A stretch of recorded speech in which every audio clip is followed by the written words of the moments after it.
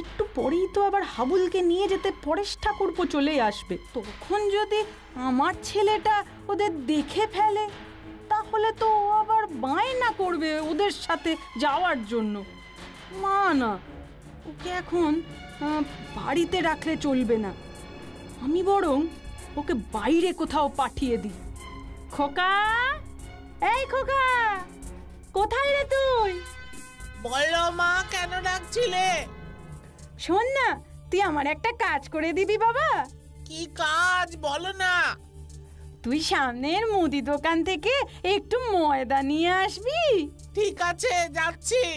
বাবা, এই তো আমার সোনা ছেলে, যা নিয়ে আয়। আমি আজ তোর জন্য লুচি আর পায়েস বানাবো। ঠিক আছে মা। যাক, এবার তাড়াতাড়ি পরেশ ঠাকুরপো আসলে হয়। ওই তো চলে এসেছে। বৌদি, এসে পড়লাম। হ্যাঁ, তুমি এখনই হাবুলকে নিয়ে চলে যাও। আমার খোকাকে ভুলিয়ে অন্য জায়গায় পাঠিয়েছি, চলে এলে আবার বায়না করবে। হ্যাঁ হ্যাঁ, আমার অগ্রিমটা। হ্যাঁ হ্যাঁ হ্যাঁ, এই নাও। ঠিক আছে। হাবুল, একবার এদিকে আয় তো। এই দেখ, পরেশ কাকা এসেছেন, তোকে নিয়ে যাবে মেলা দেখাতে। ওমা, তাই? আর ভাই যাবে না? না না, ও তো খুব ছোট, ও একটু বড় হলে তারপর যাবে। পরেশ, তাড়াতাড়ি বেরিয়ে পড়ো ভাই।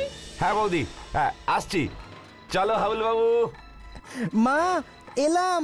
যাও বাছাধান, আর তোমাকে ফিরে আসতে হবে না। কি গো পরেশ কাকু, মেলা কোথায়? আমরা তো বনের মধ্যে চলে এলাম। আর একটু পরেই আর কি, এই জঙ্গল দিয়ে গেলে না আমরা একটু তাড়াতাড়ি পৌঁছবো রে। ও,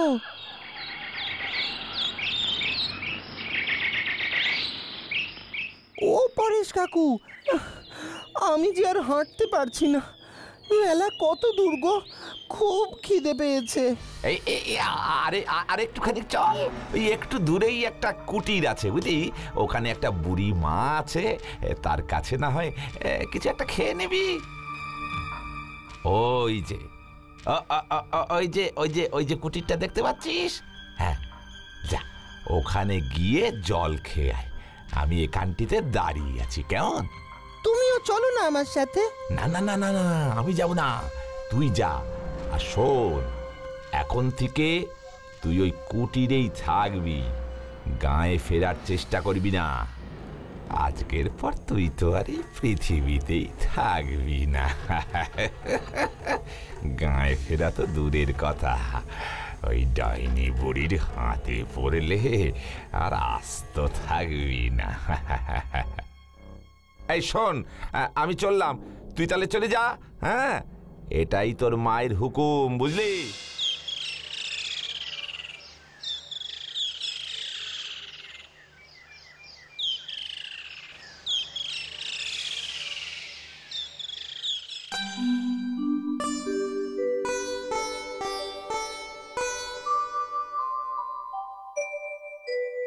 জয় ভগবান ইন্দ্রের জয়, জয় ভগবান ইন্দ্রের জয়, জয় ভগবান ইন্দ্রের জয়।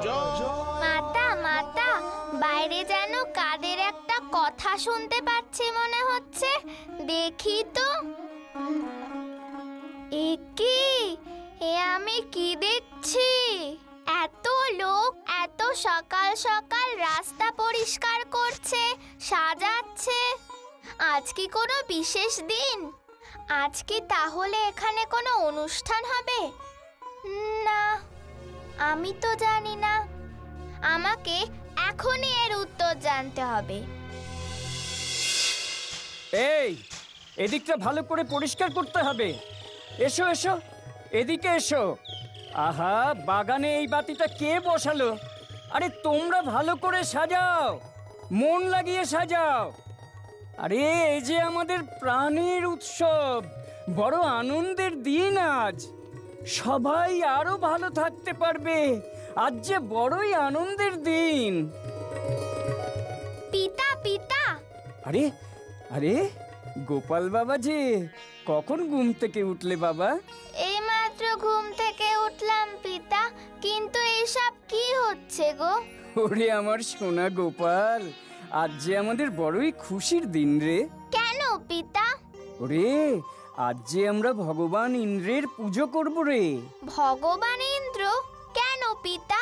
দেখো গোপাল, এই বৃন্দাবনে চারিদিকে একবার চেয়ে দেখো, কি সুন্দরী না শোভা বেড়েছে। শস্য শ্যামলা হয়ে উঠেছে এই বৃন্দাবন। এ সবই সম্ভব হয়েছে ভগবান ইন্দ্রের জন্য।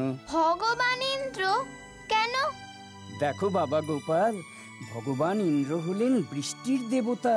ওনার আশীর্বাদেই এবছর এই বৃন্দাবনে প্রচুর বৃষ্টি হয়েছে, আর তাই চারিদিক এমন শস্য শ্যামল হয়ে উঠেছে। ভগবান ইন্দ্রের প্রতি আমরা কৃতজ্ঞ, তাই ওনার পুজো করে আমরা ওনাকে তুষ্ট রাখতে চাই। কিন্তু পিতা, এই বৃন্দাবনে বৃষ্টির কারণ তো ভগবান ইন্দ্র নন। কি বলছো কি গোপাল? এ কেমন তর কথা বলো? হ্যাঁ পিতা, এই বৃন্দাবনে যে প্রচুর বৃষ্টি হয় তার কারণ হলো ওই গিরি গোবর্ধন পর্বত। কি বলছো? তুমি কি বলছো গোপাল? তুমি জানো ভগবান ইন্দ্রের নির্দেশে আকাশের কালো মেঘ এই বৃন্দাবনের আকাশে জমা হয়ে প্রচুর বর্ষণ ঘটায়। না পিতা, আমি এ ব্যাপারে আপনার সাথে একদম একমত নই। আপনারা সবাই ভুল করছেন। গিরি গোবর্ধনই আমাদের প্রকৃত বন্ধু। বেশ বেশ গোপাল, না হয় আমি তোমার কথাই মেনে নিলাম, কিন্তু তুমি আমাকে বুঝিয়ে দাও কেন গিরি গোবর্ধনকে আমরা মেনে নেব। দেখুন পিতা, এই গিরি গোবর্ধন পর্বত আছে বলেই আমাদের বৃন্দাবনে মেঘ এসে জমে আর তার থেকে বৃষ্টি হয়। বেশ, আর কি আছে বলো গোপাল? আরো আছে পিতা, আমাদের যখন কোনো অসুখ বিসুখ হয় তখন কবিরাজ মশাই তার অলৌকিক গাছগাছরা থেকে নানা ওষুধ তৈরি করেন। ঠিক। সেই গাছগাছরা কোথায় হয় বলো? সেই গিরি গোবর্ধন পর্বত থেকেই তো আনতে হয়। তাহলে ও বাবা, এতটুকু বাচ্চা ও এত সব কি করে জানলো? আমি আরো জানি। এই যে আমরা বাতাস গ্রহণ করি তা কোথা থেকে পাই? গিরি গোবর্ধন পাহাড়। হ্যাঁ রে বাবা, হ্যাঁ। শুধু কি তাই, আমাদের সকলের বাড়ির যে গাভীগুলো কচি কচি সবুজ ঘাস খায়, তারা কোথায় পায় এত ঘাস? গিরি গোবর্ধন পাহাড়। হ্যাঁ রে বাবা, হ্যাঁ।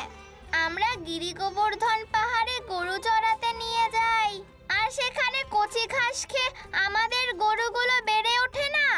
আর তারপর তো ওরা কত সুন্দর দুধ দেয়, সেই দুধ আমরা খাই। কি স্বাদ! ঠিক ঠিক। তবে আমরা গিরি গোবর্ধন পর্বতকে কেন পুজো না করে স্বর্গের দেবতা ইন্দ্রকে পুজো করে তুষ্ট রাখবো? একদম ঠিক, ঠিক ঠিক ঠিক বলেছো। কিন্তু গোপাল, কোনো কিন্তু নেই পিতা।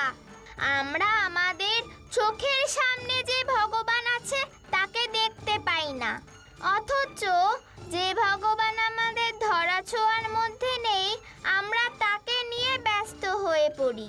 এই ঠিক ঠিক বলেছে গোপাল। গোপাল আমাদের চোখ খুলে দিয়েছে। এতদিন ধরে যে পাহাড়ের দয়ায় আমরা সবকিছু পেলাম, সুখে শান্তিতে বাস করলাম, আমরা তার কথা ভুলে গেলাম কি করে? আমরা তাহলে এই বছর কোন ভগবানকে পুজো করব? গিরি গোবর্ধন